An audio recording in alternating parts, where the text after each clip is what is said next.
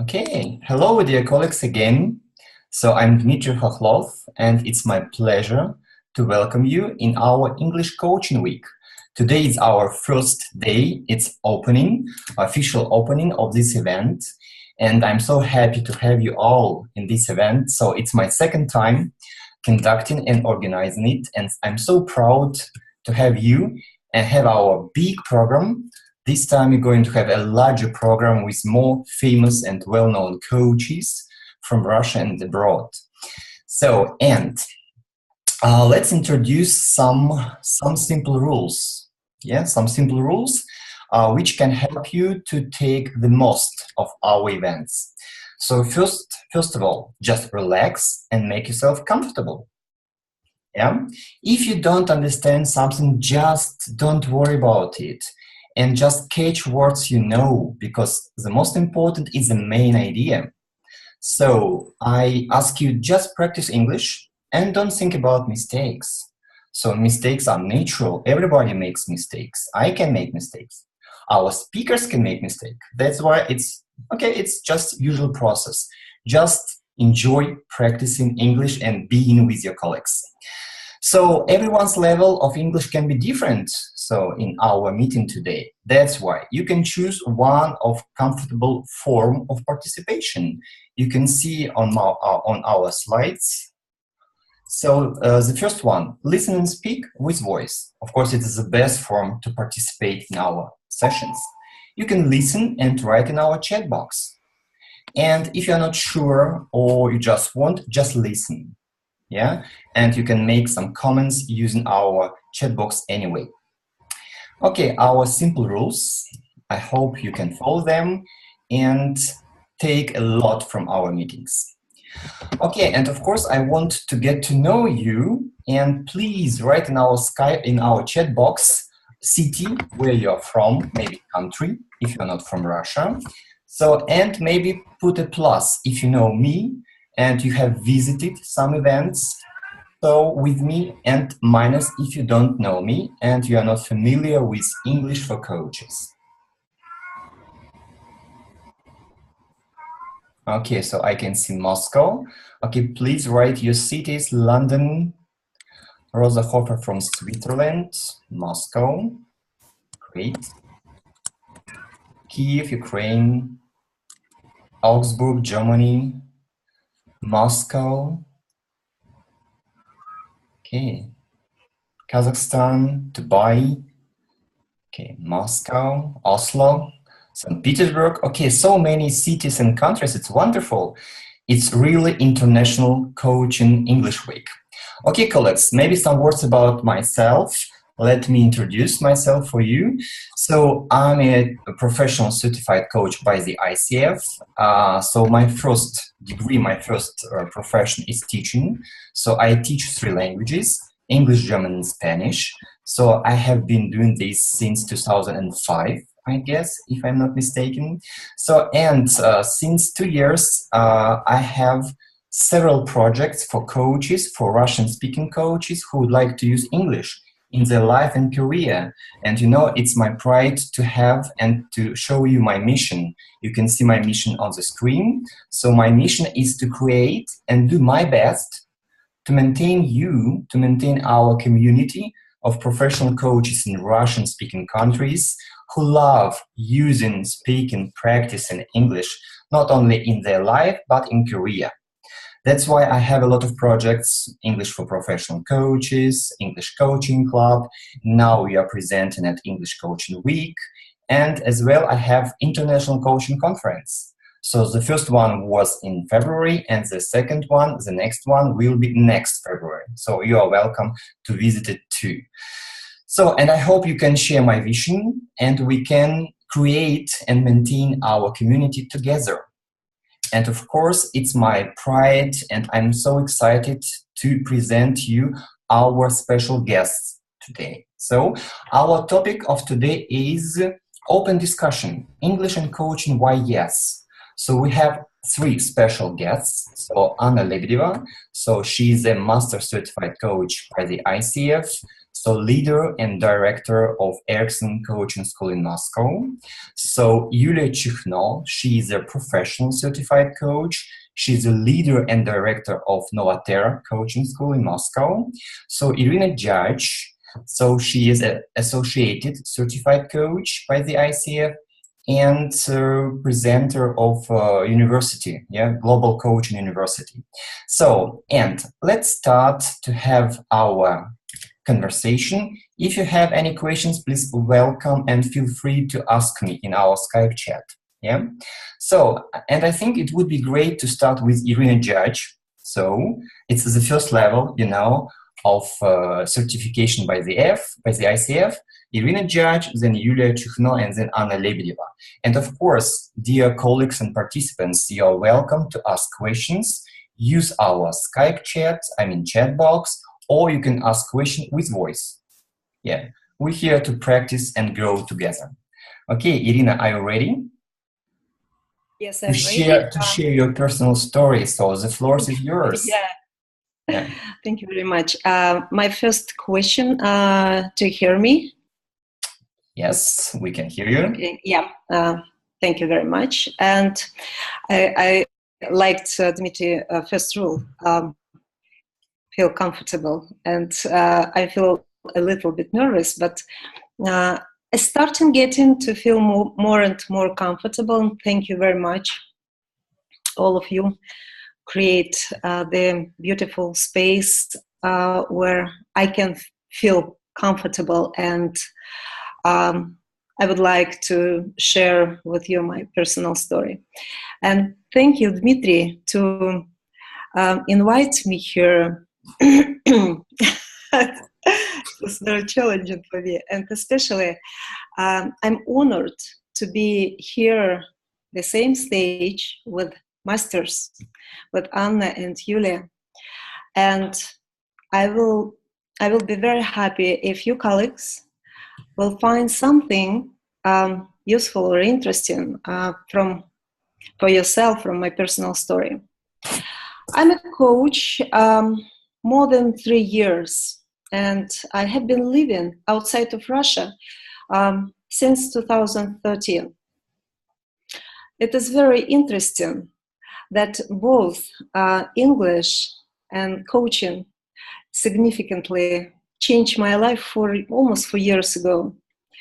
I remember I met my American husband when I could say only some English words, really. And I discovered the coaching world, which I had never heard about it before at the same time. And I remember I fell in love with my husband and with the coaching from first view, first glance. But my relationship with English was complicated for many years. I didn't have any inspiration to improve my English. My family understand and always support me. I can order some food in restaurants and I can communicate simply, but I can with foreign people. And I wasn't interested to use the English language for my work, because I was sure there is a big difference between sessions with a native language speaking coach and coach who just uses English language. And perhaps it sounds familiar for you too. I thought I will not able to understand my client, his or her emotions, meanings, and finally, I will not able to help them. What does it look? How do you think? It's fears. Exactly. It's just my fears, my gremlins. And at that time, I remember I built a big fences around me, and I felt quite comfortable in my personal and my working life. But suddenly, like a fairy tale, one day the situation changed. I became aware that I'm a person who belongs to all of the world. I'm a cosmopolitan. I'm living in many countries. I'm meeting many people of different nationalities. And I felt like I'm missing something important in my life. I looked around me and I understood. It didn't matter how experienced I'm in English. I want to be part of an international coaching network. I want to develop. I want to grow up by international experience. I want to read English books. I want to listen to speakers without translation. And I want to work with clients from different countries. It doesn't matter, English or Russian language. That's what inspired me. And I started. And this year is a big challenge for me.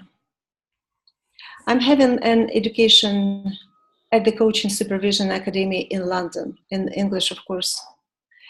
I was a participant of the Global ICF conference without translation. I began to work with English-speaking clients. I have not much experience, but I have now. I started. And finally, I'm here. And thanks, Dmitry, again. You challenged me and I took it. And, you know, this couldn't happen if I still stayed in my comfortable zone, my comfortable place. And I didn't accept any challenges. And what was the important observation of from this year? The conversation is not only about words. And for me, it's mostly about feelings, presence, just being with who is sitting next to you. We are coaches, and we know how. And we can create a special place where both a client and a coach develop together. It is magical, and it works. Do you remember I told you that when I met my husband, I didn't speak English well? But we have love, and love found a way. Coaching relationship always includes love. Love gives us the maybe right, but special words. And love creates a place where there is trust and safe. This is my story, and I'm still on my way. And you too, because you're here. And I'm very glad to share my thoughts, my feelings with you today. I'm feeling, just right now, I'm feeling your life and your support. It helps me. If you could ask yourself, what will my next step on the English coaching field? How can I challenge myself? That's interesting. I will think about it as well. Thank you. Thank you, Irina, for such a nice personal story connected with English and coaching. And of course, dear colleagues, please ask your questions. It's a wonderful opportunity to practice English and to learn with you and to learn together. So you can use voice. It's the best way to participate in our conference, in our session, or you can just write your questions in our chat box. It's up to you. Thank you very much. Okay, colleagues, any questions? Hello. Don't be shy.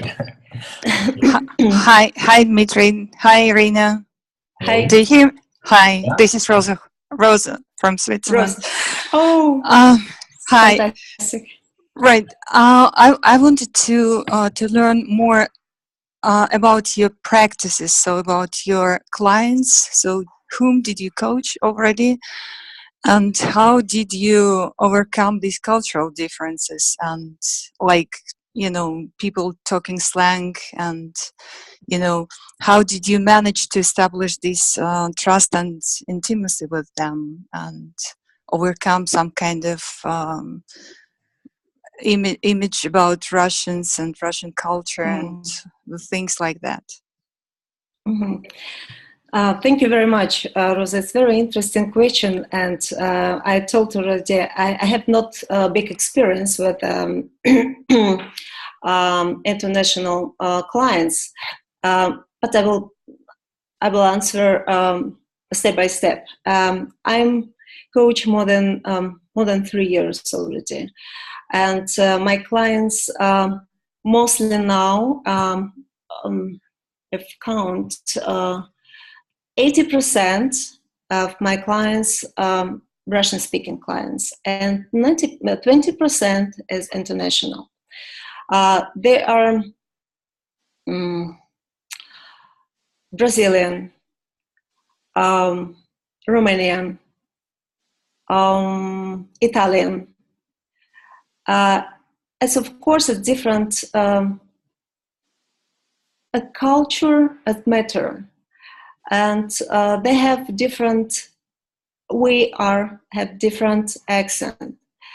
But what helps me to work with international clients, just to be here and now, to be in the presence, and to listen, not only words, listen body language, and feel my client.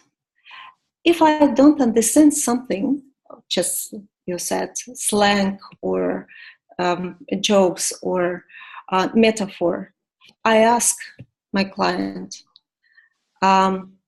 what do you mean? Describe like this, or how does it look like image or like metaphor, or what's the most important for you when you describe this situation? And we always find a way to understand each other and to have good sessions. Thank you, Irina. Thank you very much. Can you share what to do and not to do at those sessions with the cultural differences? So from your experiences. What not to do, exactly what you mean, Rosa? So out of your good sessions, you know, yep. like you would assess as successful sessions, would help you to get to that success. And, you know, some, you know, not successful sessions, what not to do so that not to repeat these mistakes. What I do, I'm listening, I'm observing, and I'm just being with my client. It helps. And what I have from not successful session, I have experience. Really, it's very valuable. I have experience, and what I do, maybe last 2 months, I'm writing like reflection, learning, what I felt, what I know, what I noted, what I did, what I didn't. It's very helpful for me, and it's like data for my next step and my practice. If you understand what I mean. Yeah. It's a good exercise. Actually, it's a reflection of yourself. Yeah. Reflection of myself. Yes. Yeah. Reflection writing. Yeah. Mm-hmm. Good practice. Thank you. Yeah. Thank you very much. Okay, colleagues. Any other questions to Irina? Please use this chance to ask as many questions as you can. Yeah, I'm ready. Irina, thank you for your inspiring talk. It's really great, and what you said, it's very important. And could you please give another example of your strong question?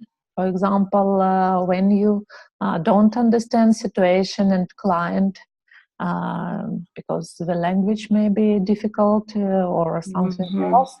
Maybe you're not stuck. What kind of great question do you have as a coach in that situation?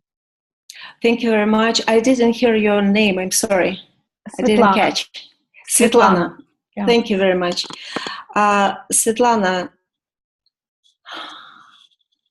when you just started to ask me, I caught my answer. It's very interesting.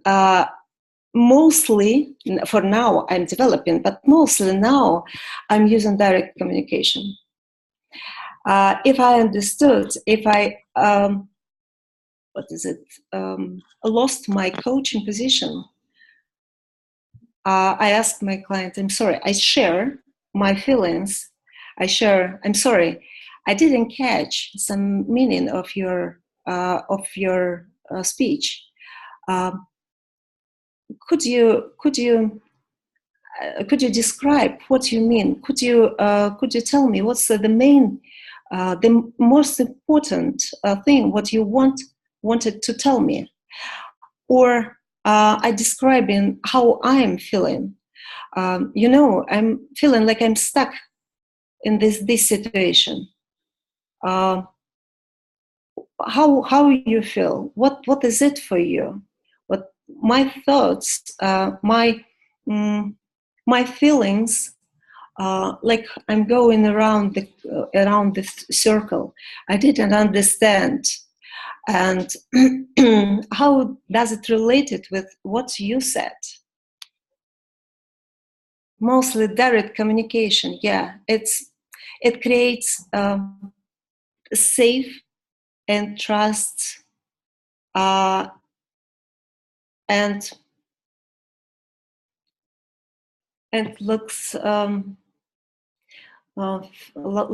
sounds for me like support clients, and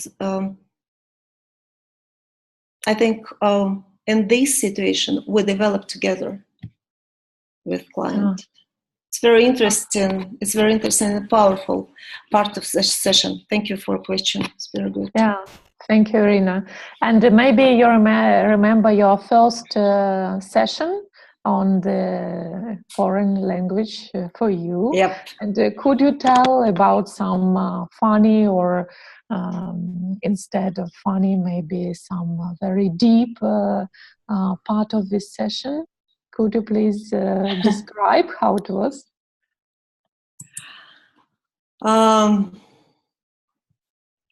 I remember, of course, it wasn't a long time ago.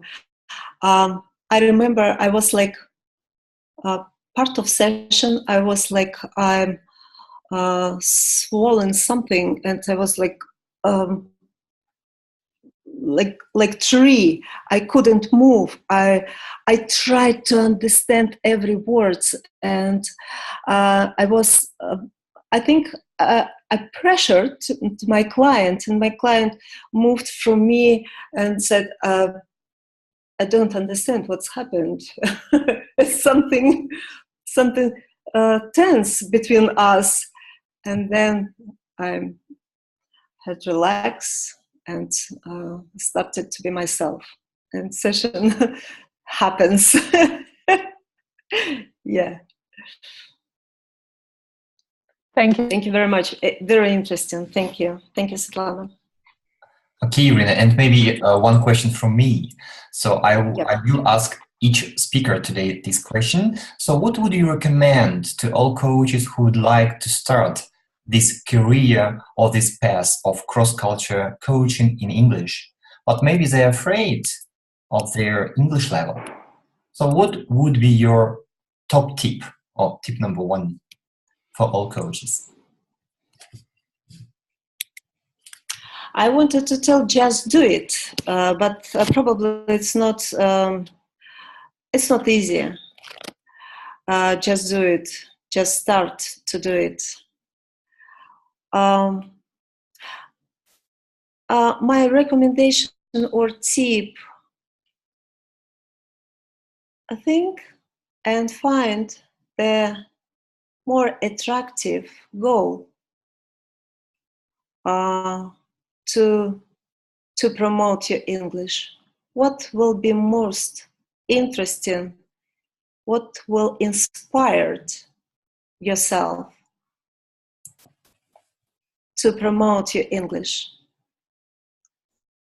This is powerful for me. When I found a goal, what I really want to achieve, I promote my English. I jump from, for example, 3 to 7. Okay, thank you. Thank you, Rina. So in our chat, we have a lot of words. So thank you, Rina. Thank you so much. Brilliant, interesting. And we have one question, but colleagues, unfortunately, our time is limited. So on Sunday, we're going to talk about how and where to find first clients in English. And maybe Irina can join us and tell her story, her favorite ways how to find these clients, or maybe we can do it next time. Okay, sorry. It was very easy because I'm living outside of Russia. I'm living in London, and I'm a participant of many not society like networks. And I just suggest when we had private dialogue with people, I just suggest one of them. Would you like to try to have a session at pro bono with me? It was challenging, but it helps me. Yeah. Okay, good. Short and clear. Thank you, Irina. Yeah. I should introduce our second guest. Thank you for being with us. Thank you very much. You can still be with us till the end of our opening today. Okay. So it's my pleasure to introduce our second speaker today, Yulia Chuhno. So she is a professional certified coach and leader of Nova Terra coaching school. So Yulia, you're welcome to join us. So please enjoy the time and tell your personal story, English and coaching, how it works, how is it possible? Thank you, Dmitry. Thank you for creating this nice space for sharing in English. In my personal story, there were several steps, and I think there are many people who started their story like me. I knew that, being quite a child, I knew that people speak different languages. And my first experience of studying languages, was at school. And by the way, I would like to ask you, could you please make a note in your chat box? Where did you start your way in English? How old you were to recognize that there are different languages, and how old you were to recognize that you have some interest in studying foreign languages, whatever it is, whether it is English, whether it is Spanish or others. I see that most of the people who are writing now saying that at school, 7, 8 years old, and this is typical for the generation, mostly at about 7. And for me, it was a bit different because my father was working in a People Friendship University in Moscow. And since I was 4 or 5 years old, he used to take me to some events. It was excursions in Moscow, or we were in summer coming to the summer camp with students. I was as a child of the teacher. And I had a lot of people around me who were speaking different languages. There were people from Africa, from America, from Asia, and I could understand that. Oh my God, I did not understand that. And all of them were studying Russian, but their Russian sounded very funny. And when I was at school, of course, I was interested to study different languages, but at that moment I had to choose whether it is English or German. And my parents asked me, which language do you want to speak? And I said, of course, English. I was pretty aware that English is the language that many people speak. Although they are Spanish or African, they speak English. So, and at that moment, I had a first teacher, and you probably know that the first teacher brings some attitude to language. You can have your own attitude, but your first teacher gives you, in a way, permission how to percept and how to accept yourself being English or other language speaking. And unfortunately, my teacher was very critical. She was a good teacher.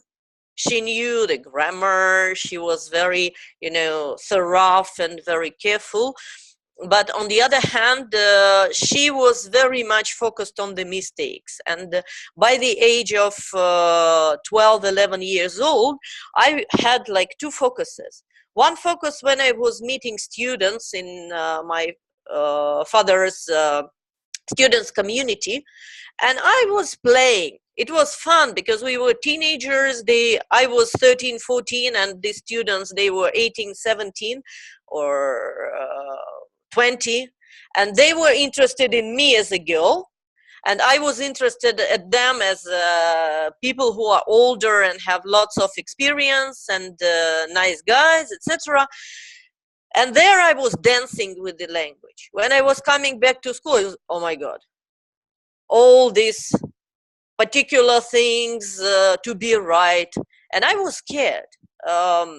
But I understood that language opens up the world. And when I was choosing the profession, in fact, I was making choice between several professions. And one of those was linguist and to be a translator. And it was my final choice.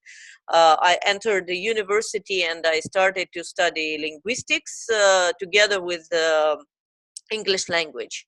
On the way, while I was in the university, it was not the only language I touched. English is the main language I speak, and the other languages I started to study Spanish, a bit of French, a bit of Czech, just to widen my understanding of languages and what is behind the language. And coming back to coaching, what I find extremely interesting and important to notice for those who want to speak different languages is that language structures our mind. And in the university, I was lucky enough to have a professor who knew more than 60 languages. He started studying physics, but on the wave of cybernetics. He started to explore natural languages to create artificial languages, and he was very, very curious. And I think this curiosity came to me, so my diploma and master's degree work in the university was devoted to comparison of English and Russian languages and mindset behind the languages. It is inner form of the language. So it's how the people who speak this language, how they structure their experience through language, and what happens when we translate from one language to another. And one of my top insights at that moment was that we saying like English and comparing English and Russian language from the point of view of structure and how we develop the picture in the mind. In English, it's more like slideshow. There is this photograph, and there is a set of photographs. It's like diafilm, and Russian language is like 3D. It gives different angles, and it was really very, very interesting for me, because I understood that when we are speaking Russian, because of our language, we add and we feel that we are obliged to add extra meaning to some words. And when we speak English, we try to add these shades of meaning. And it gave me the insights in how to learn Russian and how to learn English, because during the university and a little bit after the university, I was practicing teaching Russian as a foreign language. And I understood that the major thing in understanding language is to let yourself play, let yourself explore, and keep in mind that the world you are describing in other language and the world that your counterpart is living in, it can be translated into very, very different ways. It can be translated as metaphor, or it can be translated as one word, and all the language is metaphoric. So what it gave me as a coach, it gave me a sense of meta position. Coaching is a meta practice, and when we study language, we are getting into the meta practice. We start to think how we process what we are experiencing, what we are facing, how we process our thinking. And thank you a lot, Irina, for sharing your experience of learning. It's competence tool that you use in the language to make yourself relaxed when you're entering the international environment and communication with other people. You do the contracting. You say, I'm foreign, I'm English speaking, but I am aware that sometimes I might be too slow to understand what you're saying, or I might be not understanding you so well. May I ask you the questions? May I ask you clarifying questions? May I rephrase what you are saying, how I understand that? And this is contracting part that you can start with any of your foreign clients, and especially working in the international environment. You can work with French people or Italian or Spanish who are English speaking as well, and they are also foreigners, and I give you 99.9%, if this is not their native language, they feel also a bit uncomfortable when you're sharing. And then the silence works, and then the body language works. Irina was saying that she noticed that body language makes a lot of sense. I can give you my experience when I was delivering the Nova Terra program in Lithuania. It was very interesting because part of the audience was English speaking. They were younger students of the school, and part of the audience was better Russian speaking. So I was delivering in two languages, but their native language was Lithuanian.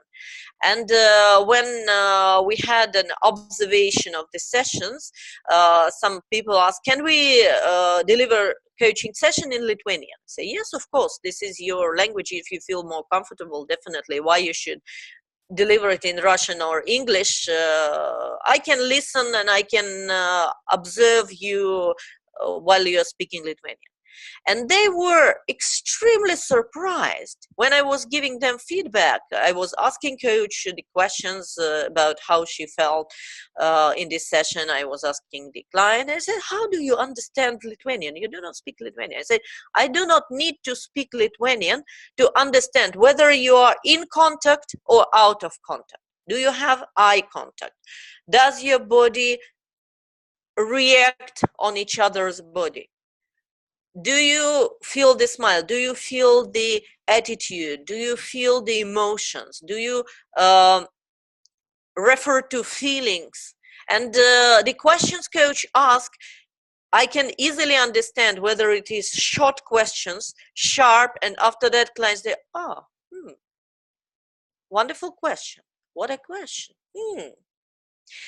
By the reaction of the body. So if you start your English sessions, you need to be first relaxed. And this is your way to understand how you can become more relaxed. Understanding each other, even in native language, this is a miracle. You know, being a linguist, I'm still amazed how we can understand each other. Because if you dig deep into the words, you can find that even the same words in Russian, we understand very, very differently. So all the idea of understanding is wonderful.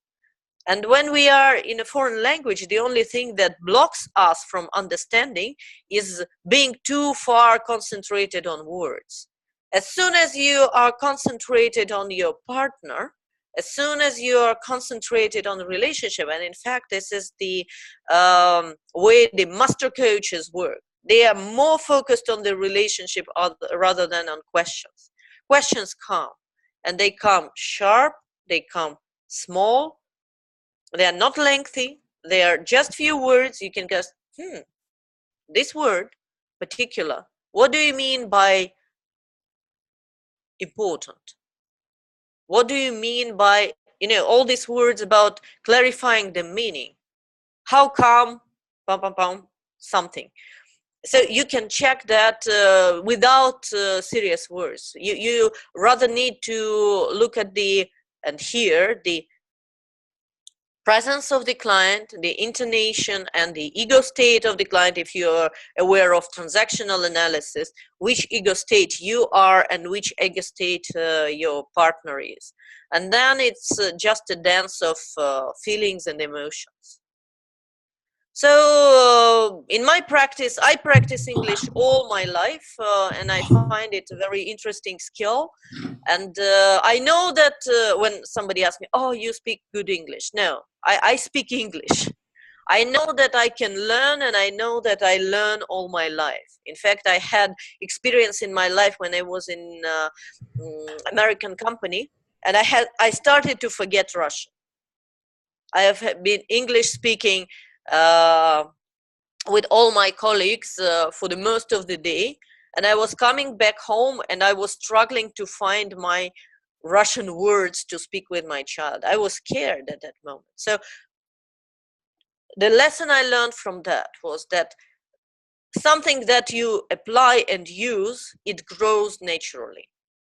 You can facilitate its growth through your focused practice. Like Irina says, you can do journaling, you can make your notes, you can add your words, whatever it is, you can visualize, you can write your words on your back to have your body integrate the words. Have fun, just enjoy and find a way. Love is the best way to study language. That's true. I can fully agree with Irina, and can be different types of love. You need to love what you do, and if you find your love, then your language just comes naturally. That's my story. Yulia, thank you very much for your personal story, and I agree with you, especially I like, to say my students, please fall in love with English, and it will be interesting and easy to do coaching, to speak, just enjoy it and love it. Yeah. Okay. Thank you. So please, your questions to Yulia. It's unique chance to ask Yulia. Yeah, so maybe we have. I can already see one question is chat. Angelica asks, "Can you share questions you used during the coach sessions with us?" Maybe some prompts. Oh well, nothing special. As I said in the beginning of the session, I usually ask client, "What is your expected outcome? What would you like to take away from this session?" And I ask a lot of questions about meaning. What do you mean by, what does it mean for you, blah blah blah. And if you, and then I repeat something, how does it connect with something else?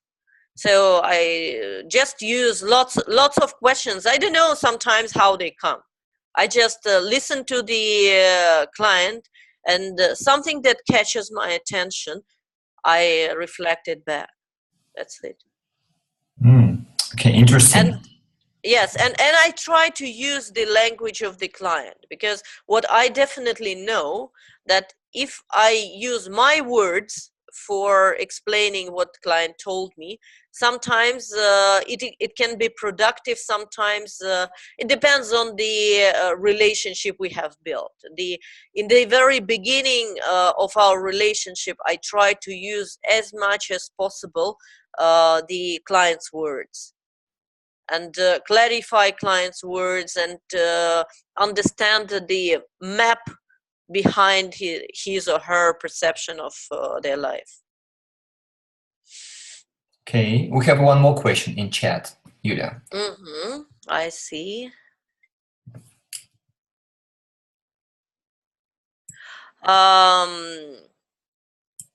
Shadrina, so unfortunately I know the name. If to practice in English, would you recommend to study and certify in English, or it does not really matter? What is your opinion? My opinion is the best way is to take a couple of weeks, or rather the month, and go on your own to the English-speaking country. And I'm sure you will find it challenging during the first couple of weeks. And in the last week, you will speak and dream in English. When I was studying English in the university, first year, we had about 4 or 5 hours of English per day. And within 1 week, I started to dream in English. But of course, I had some background. The thing is that you do not need to know grammar pretty well. Okay, it's fine that you know it, but we overestimate how much attention foreigners pay to how correct our English is. English is it's analytical, simple language. And it has quite a structured approach inside. As I said, it's like slideshow. There is a structure that is much less complicated than Russian. I sometimes feel sorry for English people trying to understand Russian. It's like to translate a slideshow into 3D or 4D or 5D sometimes. So we are privileged to have simple English. Of course, there are lots of words to study, but the scientists say that 200, 300 words we can absorb pretty easily if we focus on that. So just get into the... Hello, Julia, do you hear me? Yeah. Yep. This is Rose again, and I would like to, well, first of all, I would like to thank you for your wonderful story, sharing your story, and especially about your masterwork, about this difference between English and Russian, and this is really, really interesting, and, this difference between the translation. I wanted to ask you about your experiences when you're saying that, I just noticed slow, when you're talking to a client and saying so sorry, you know, I'm slow in understanding, or I didn't understand. Could you please clarify? You know, it sounds a little bit like a private talk with the personality, and it's fine until the point where it comes to the payment, you know. And whenever it is paid conversation, then the expectations that you are professional, because it's not private in the kitchen, it's not private talk in the kitchen where they can accept your level, accept your not understanding, accept your, you know, trying to clarify, etc. But as soon as it comes to the business, you know, their expectations are a little bit differences. So do you have any experiences there? Rosa, 99% of my clients are business clients. This is first what I want to say. Second, when you are in English-speaking community, those people who have no, I will reshape this. If you get into England and go to Ireland or go to Scotland, in different parts of the UK or in America or in Africa, you will hear different accents, different slangs, different communications in English. In my course, when I was in the university, because it was linguistic course and we had quite deep learning, we had the course when it was English of native speakers, and we were differentiating the peculiarities of different like Irish, Indian, African English, and how to translate that. And you need to train your ear.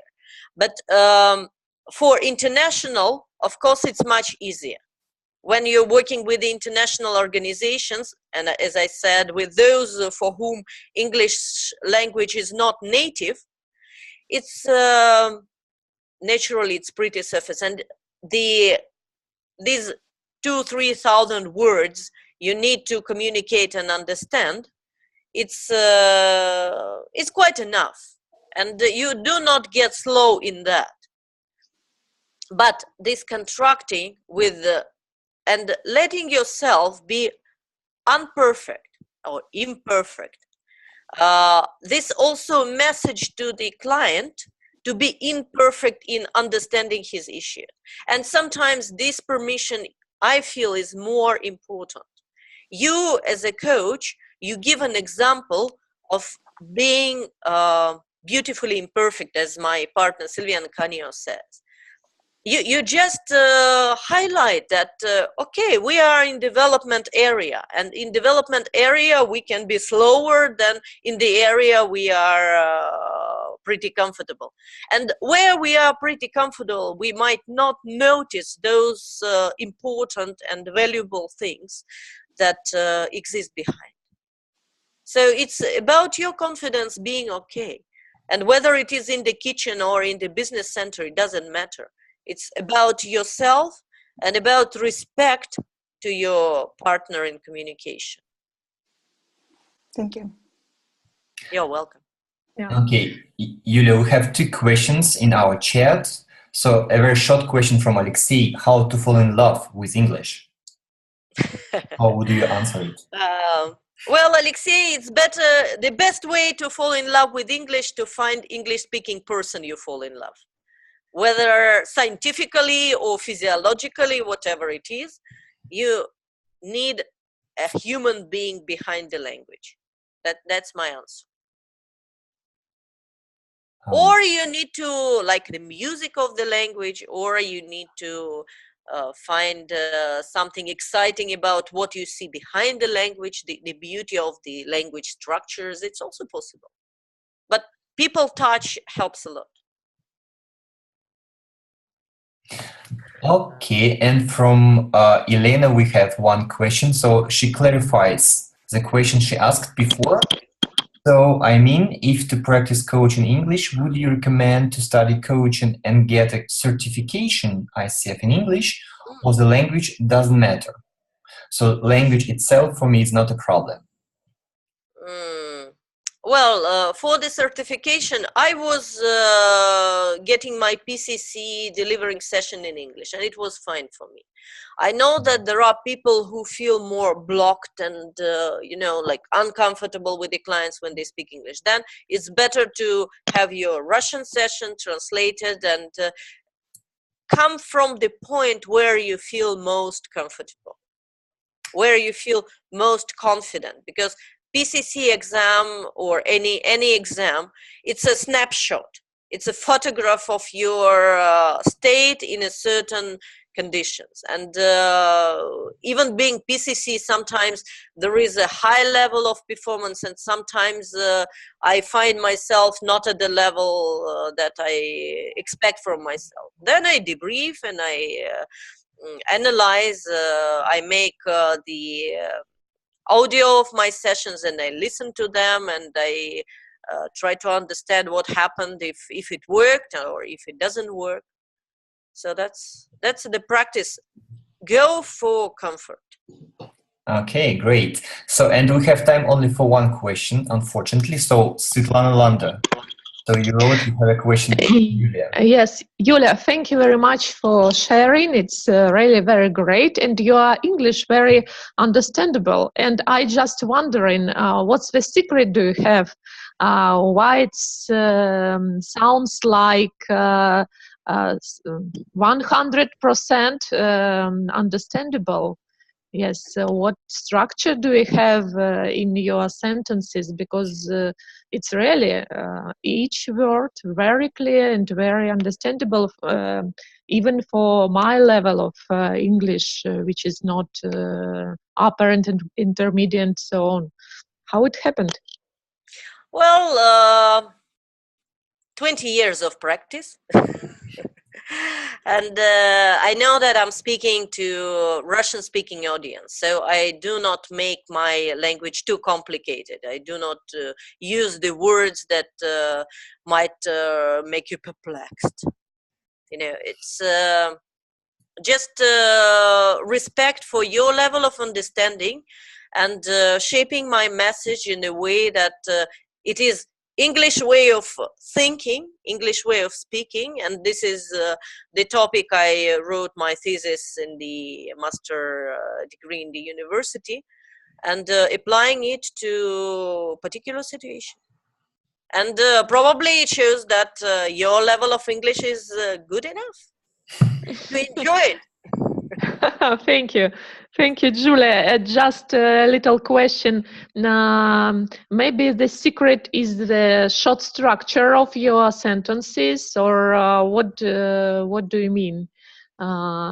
It's short sentence, or it's the special vocabulary which you use? Maybe you can recommend some words which we have to know to be understandable. My secret, what I perceive as a secret, clarity of mind is clarity of language. Yeah, you have to have very clear understanding of what you want to bring to your counterpart or your partner. I prefer partner.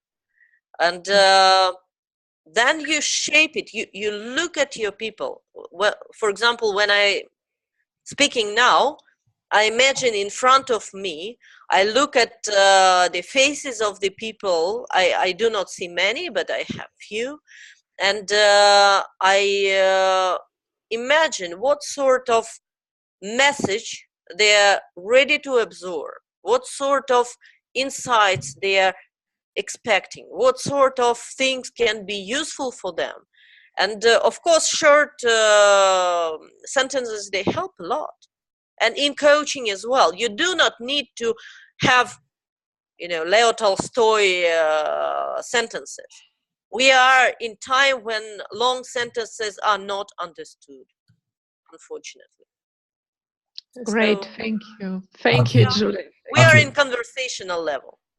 Great, Yulia. And maybe just a short final message for all coaches here who would like to start doing coaching in English or who have already started. Just final short message from you. Find your love.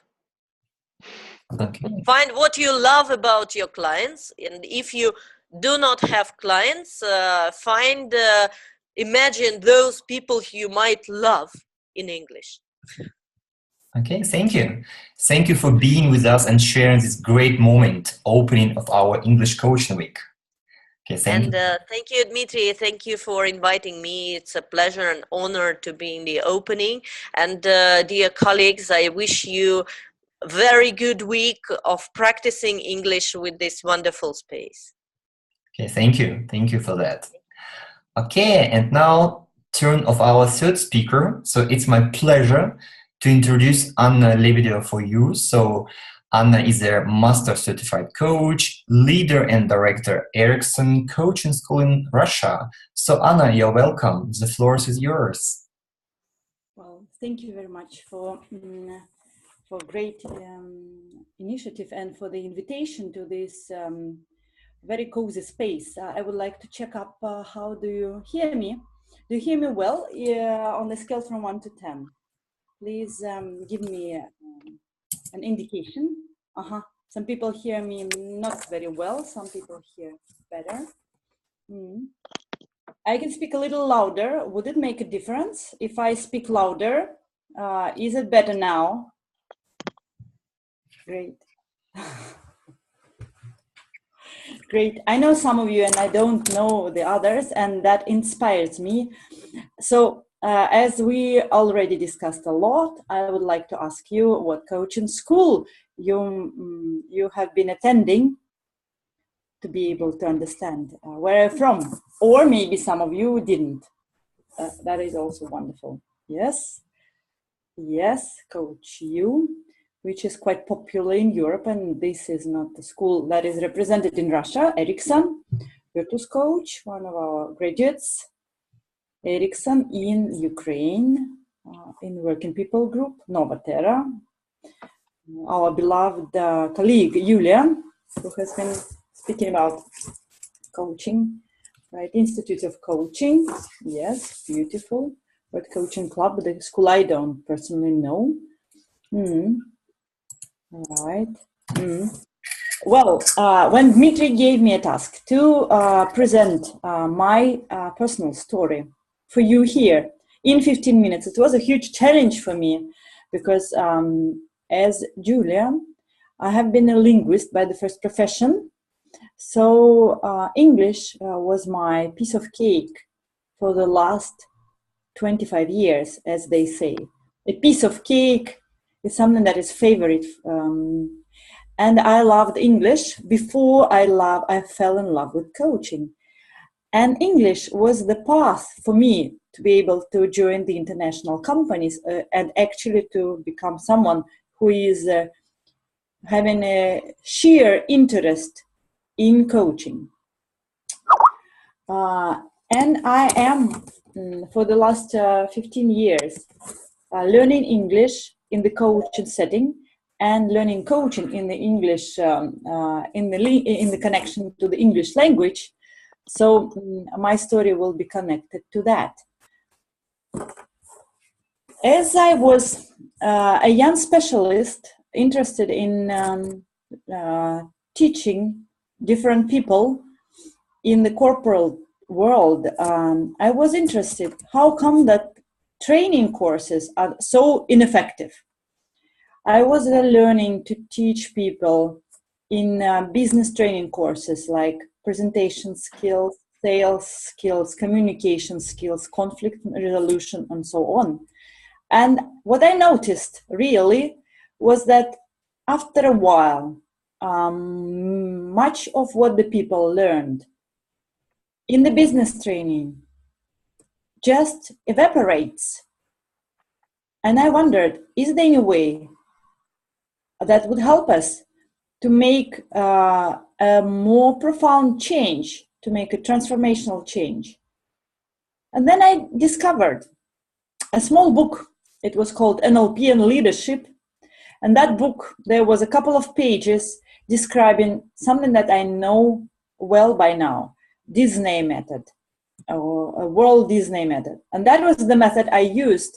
And that was my first team coaching session I was using when I was working in food industry, in a corporate setting with chewing gum production people. So I was so motivated that I have found a tool that would help me to make the effect of change to be a solid and profound effect, so that these people were listening to me and actually going through the steps of a coaching exercise, and they succeeded not only with this particular thing they were discussing, but also they succeeded with many other topics they wanted to cover and to solve in their corporate environment. I got very motivated and started to look for this wonderful coaching, education, or learning, or teaching, or articles, or anything I could find. But then, back then in 2001, there was next to nothing, neither in Russian literature, nor in international literature. That was about the time I was finishing my business school. And oh my God, that was the first time in my life I discovered that I don't have any learning plan for the future. That was a point of a huge stress. How come me as a lifelong learner, and I didn't have a plan to study? The last professor in our business school was from Denmark, and he was a coach. I was looking at him, and he was kind of a picture of my future, the picture that I really desired to make happen in my life. He was asking questions. He was making powerful contract, and he just asked us, what do you want to get out of this module in your business education? That puzzled me, that inspired me a lot. And I discovered that that was something I want to know. I asked him, what is this you're doing with us? You're different from other professors in our business school. And he said, well, I'm not my first education is not a professor of business school. My first job is I'm a coach. Wow. So again, coaching became something that I was very interested in. Later, I discovered Marilyn Atkinson, the person who actually was giving a summary of different tools to change people's lives, to change people's careers, and to change the way the people work. Being very inspired with the tools she presented, I asked her and my friend, who is now my partner, Maxim, well, I want to be a part of what you are doing. I want to be of service in whatever you do. I want to be with you. She was very shocked. She was surprised positively. Okay, a girl who just comes for the second day of coaching training wants to become a part of what we are doing. But she accepted my offer, and we started to work together. My first coaching school was held in English, and even more so, my PCC ATCP program was held from Canada, British Columbia in Canada. Our training was speaking Canadian version of English that is a little bit different from UK and a little bit different from American that I was used to, and very, very different from the European version of English I was using in my company. Just imagine this, 5 o'clock in the morning, we start this Module 5 ATCP program from all over the world. And we work in triads with people with different accents, trying to understand each other. Since then, I've been noticing a mechanism. When you start to coach in a different language, you notice that your level of coaching goes down the scale 1 or 2 points. Like in Russian, I was quite sure in what I was doing. In English, when I started to coach, I noticed like I'm having a lot of copy-paste feedback to my, backtracking in a copy-paste way. Maybe you have noticed when you are coaching in English, you might notice the same mechanism. Instead of really asking the next question, I was copy-pasting what the person just said to be able to show that I have understood. And only after that I asked the question. That polluted a little bit in the way I would coach. Also, there was another mechanism I noticed in my coaching, like when I was coaching in English compared to the way I was coaching in Russian, I noticed that I was asking a question to the thing the person was discussing, something important, but I would ask the question about that maybe a couple of minutes later. So I would ask the question and then think and hear answers to my question. And then I discover, oh, but actually the thing I wanted to ask you was a totally different thing. And I would ask. And it's kind of, it's an effect, like an echo effect. You are not in the place where the person is, you are a place a little bit behind. So I needed to master that. My American mentors were presenting a cultural difference I needed to overcome. Like in Europe, we need to ask the permission. Can I ask you next question? I am very interested in what you just said, and can I ask you further? To be able to clarify what you've just said, I need to ask you. My American mentors were saying, like, this is not the way you should do. You can't really ask permissions if you are a coach and the person is your coachee. That means that you, by definition, have the permission to do whatever you want. And I said, but wait, I can't. I am a Russian, person, well-bred, and I can't really ask the question, what do you want, right in his face? And I was later, for many years, I was playing with that difference, having a thought around it. Well, is it a cultural difference? Or is it difference between beginner PCC and the person approaching the MCC level? So by now I'm working on how can you actually be able to create the space for the client, the trust and space in which the client feels free to express themselves fully, and your interventions, your questions and your feedback, your direct communication doesn't really distract their thinking process. You might be interested to know a little bit about how I am polishing my English. Much of what I do in English is connected to a very wonderful program ICF offers to us ICF members. Put a plus if you know this program. It is called Peer Reciprocal Coaching. Maybe you can just write a couple of words here. Maybe you've used it. Just write here. Do you know the program Peer Reciprocal Coaching?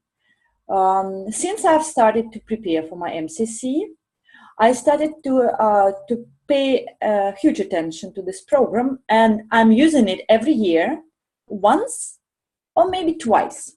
This program is giving you the opportunity to be coached and to coach in several languages, including English, at the level you are. Like when I was PCC preparing for my MCC exam, and I did it in English, I used English-speaking mentors and English-speaking clients, and also I was having an English-speaking coach.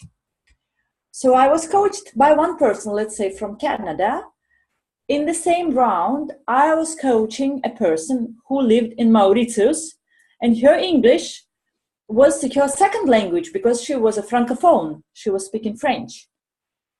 I was having a client from Bangalore in India, and at that round, I was coached by a coach from UK.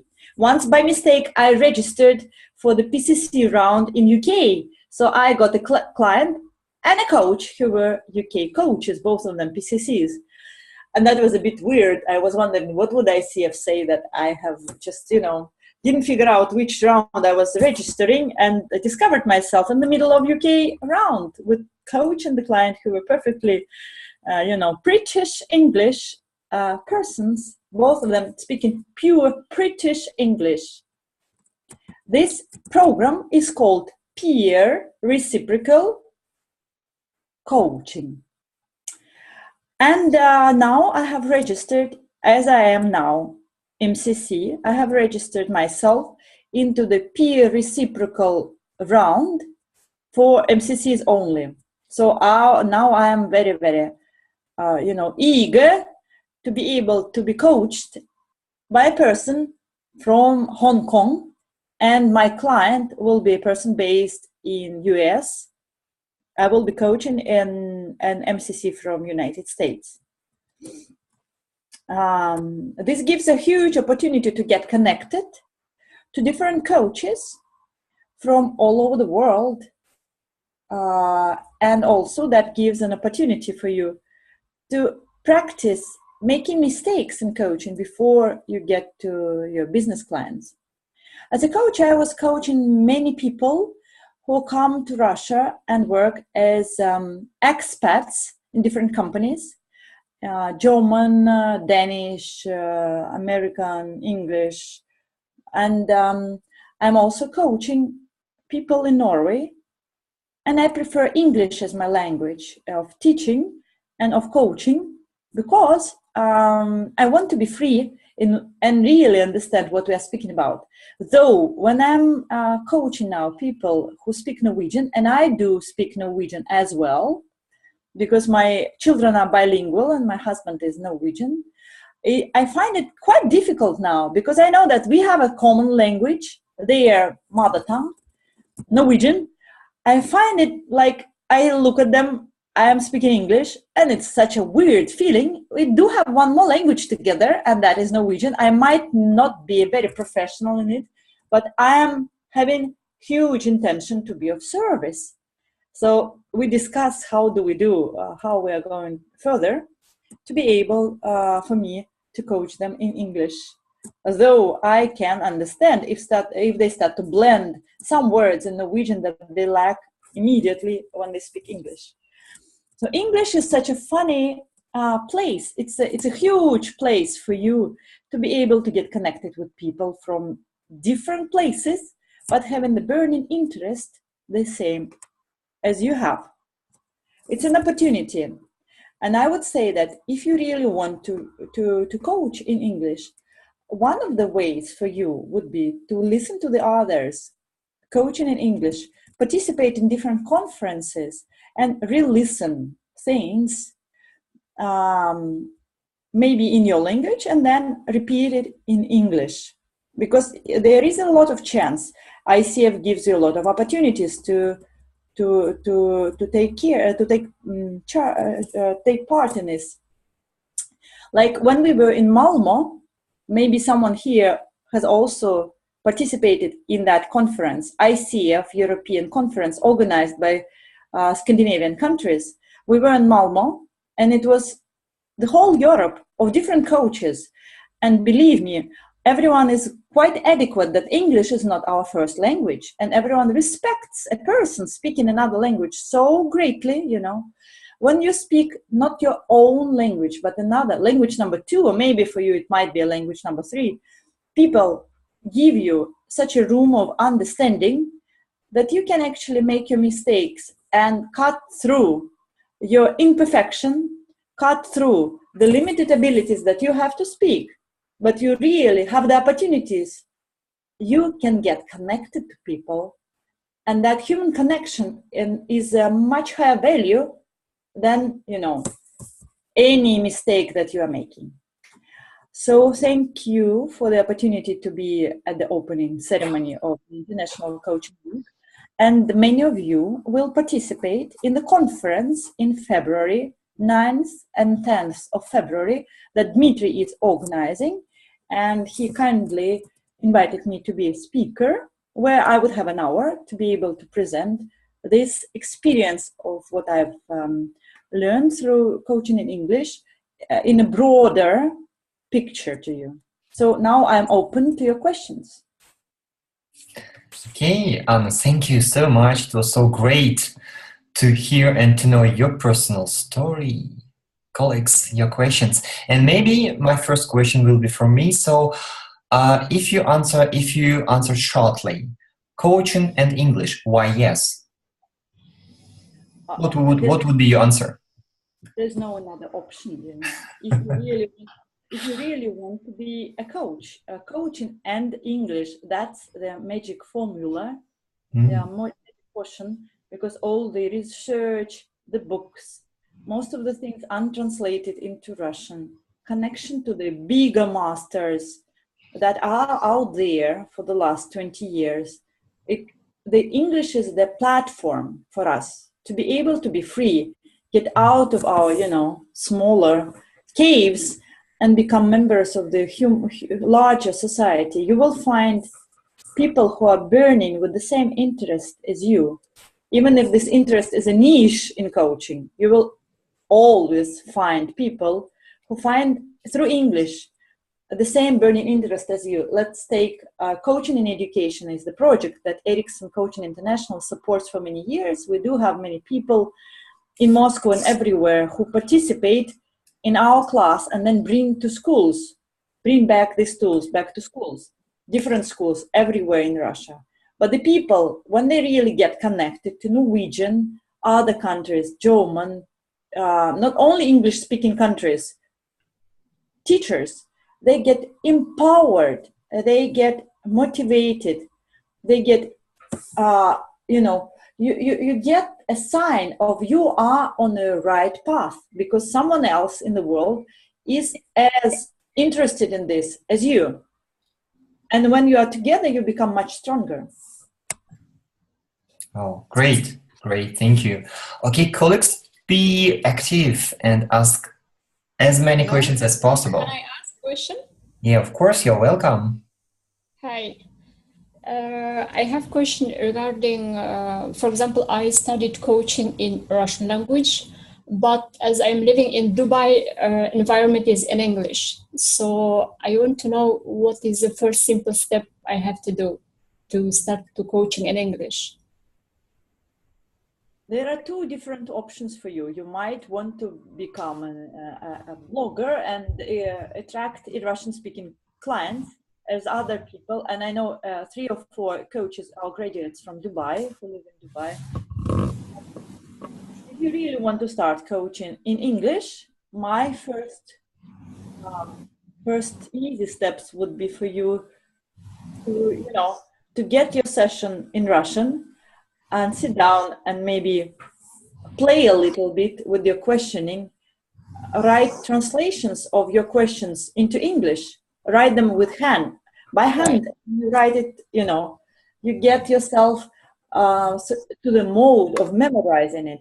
Or you might take a person who puts out on internet a recording, an example of their English session, and just try to be yourself a coach to the client. Just put on pause that coach and ask another question in English, then listen to what the client answered and try another question in English just with yourself, and get into the peer reciprocal coaching round and coach in that clumsy English you have. Right, okay.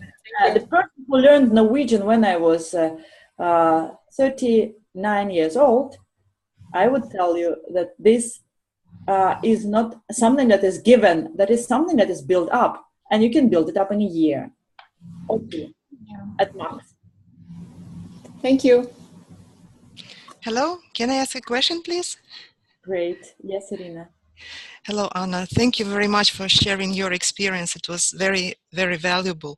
I just wanted to ask a question about the 2 mechanisms that you've mentioned, that you've noticed when you learned coaching and English at the same time, practice it in English. So the one was repeating, then asking, and the second was just like an echo effect. And how did you cope with those 2 things? What were the steps for you to overcome them? Thank you. I'm sure that most of you, thank you, Irina, for your question, would notice the same thing.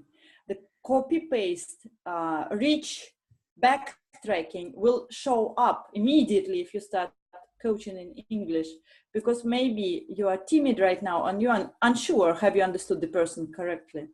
So you really need to, first of all, notice how do you get out of your coaching presence, because these are 2 signs that of us being tense. What part of your body you are feeling this burden? Is it here? Is it in your throat? Is it in the trunk of your body? Where do you feel contraction?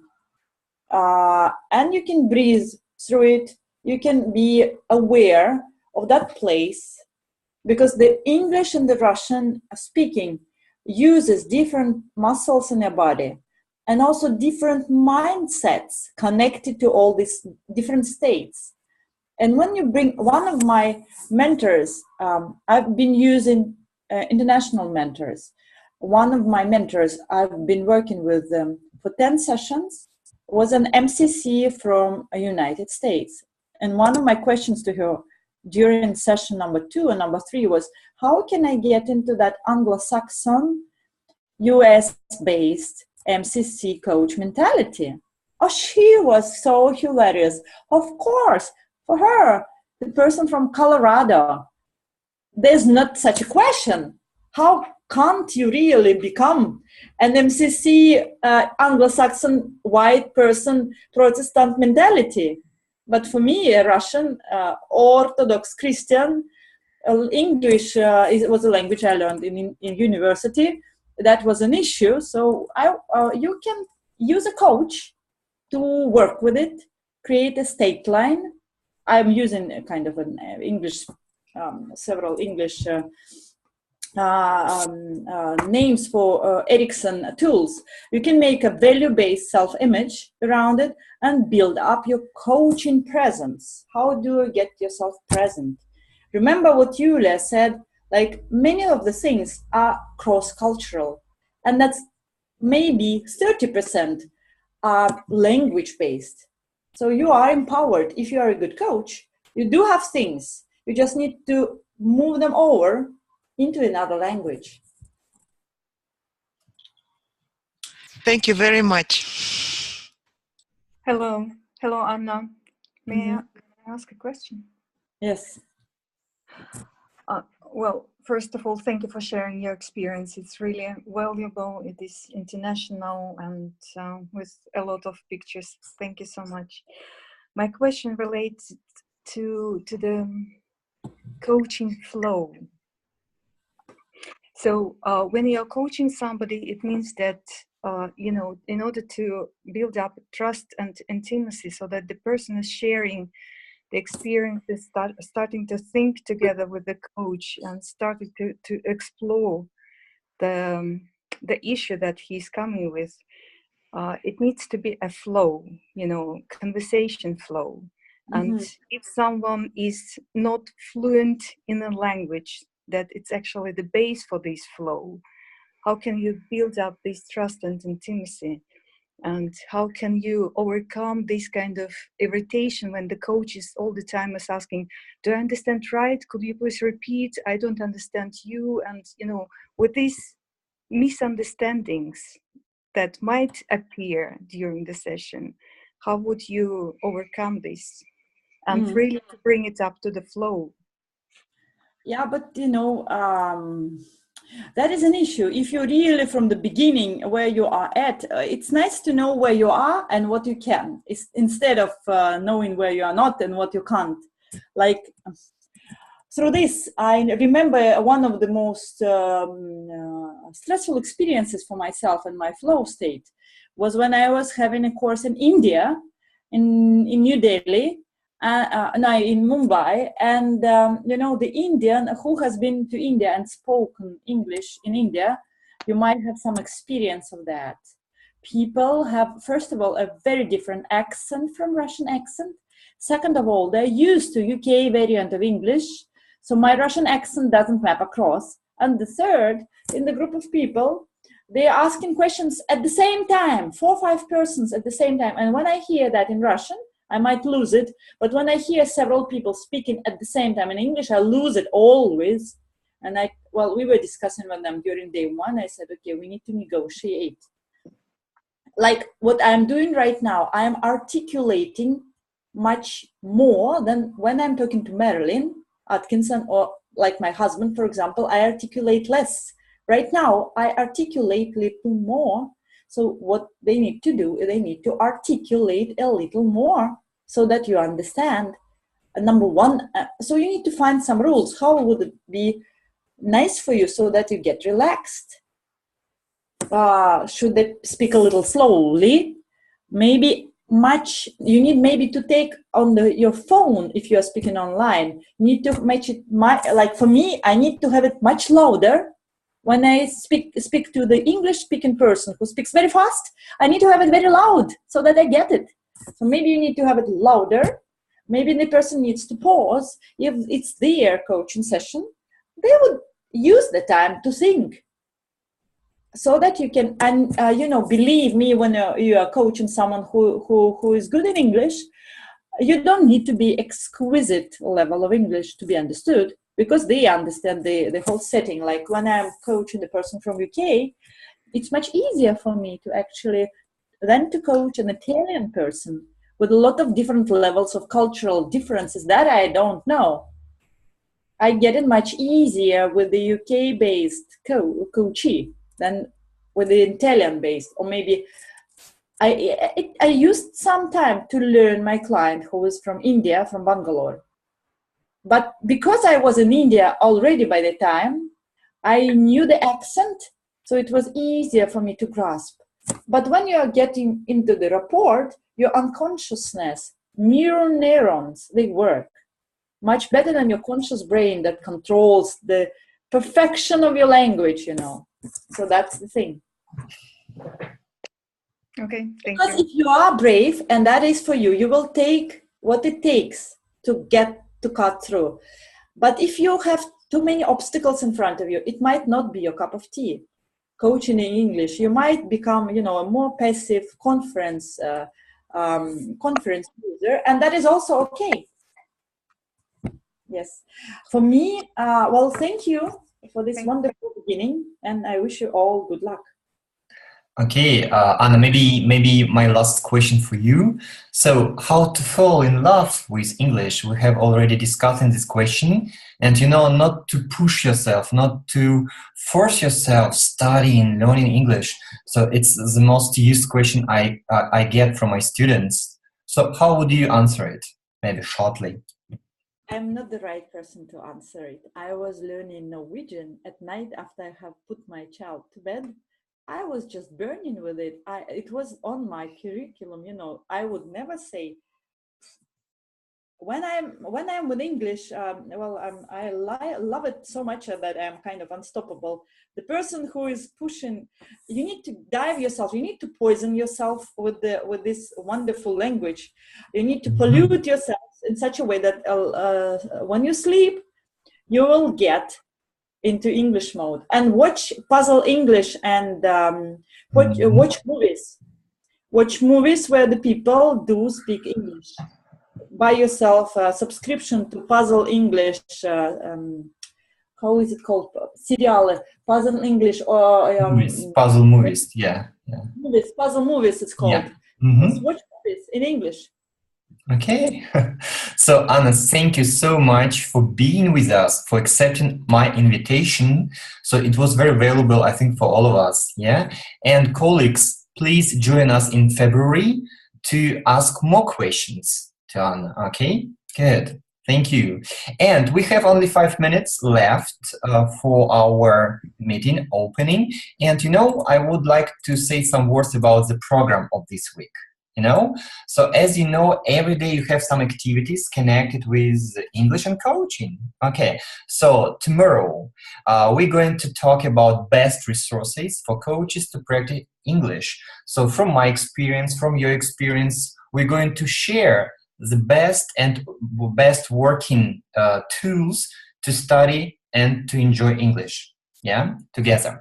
So on Wednesday, so we're going to play. Maybe some of you know the game Points of View. With my colleague Elena, we're going to do this game and enjoy it. So you can play, you can practice English and solve your issue, solve one of your problems. Please join us. So on Thursday, we're going just to practice coaching in English. Maybe it can be your first session, maybe your second, or maybe your 100th session. Please join us and just practice coaching sessions in mini groups, and I'm going to give my feedback to you. Okay, Friday is very important for those of you who would like to be certified by the ICF, because we're going to have a mentoring session with Gorka Bartolome. He's an MCC coach from Spain. So we have a transcript of one session. I'm going to send it to you today, so you can read it, make some notes, and we're going to give a feedback, to get feedback from Gorka as a certified mentor, ICF mentor. So on Saturday, our program is about how to find your target audience in coaching with my colleagues Natalia Salasova and Alexandra Arhangelskaya. And Sunday, it will be closing of the week and the open discussion for the topic how and where to find English-speaking clients. So if you are interested in how to do it, please join us. So, and always 12 o'clock Moscow time, the same link you are using today. The same place, Zoom, the same link, and the same time. Okay, colleagues, do you have any questions about the program? So you can ask with your voice or in our chat box.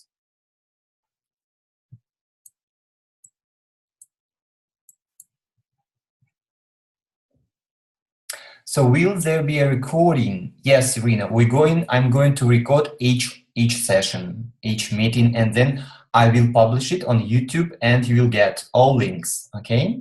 Good. So, and of course, I would like to end our opening of the week with a question. So what are you going to take with you from today, from the opening of the English Coaching Week 2017? Please use microphone to give your feedback or maybe our chat box. It's very valuable for me to get your feedback. What was useful for you in our session today? Anybody would like to? Yes, I would like to share. Okay, Svetlana, you're welcome. Yes, it was very important to see strong personality. I mean, coaching masters and colleagues, and to observe their coaching position during the coaching session, and doesn't matter English or Russian language we use. Noticed about important things about body language, about space, about confidence of the coach, and how would say, to be aware what going with your clients during the session, and direct communication about what you feel as a person, as a coach, and it also helps. And I think it was great, and thank you for your project, the great speakers which shared about their experience and gives a lot of pieces which I can use in my coaching experience in English or in Russian too. So thank you very much. It's really great 1 hour and a half with coaches, with colleagues and masters in coach. Thank you. Thank you, Svetlana. Okay, anybody else? Yes, I would also like to share my feedback. First of all, Dmitry, thank you very much for this great event. It's really like a new road for many of us, I think. I personally already started practicing my coaching in English, but with Russian-speaking people who speak English. Okay. And today it was so useful to see people from the coaching community, people who are already certified, how they share their experience from different levels, and how they actually overcome the blocks, their own inner blocks, their own inner fears, how they sincerely share their experience that is so helpful, that makes us understand, makes myself understand that I also can do it, actually, not with only Russian-speaking people who speak English, but with the community in Europe, first of all, with people who speak, whose English is not native. And this is, there are a lot of very useful tips to continue this practice. So thank you very much. Thank you all. So Irina, you're welcome. Okay. Good. Anybody else? So yes. I can. Okay. Yeah. Okay. Hello, colleagues.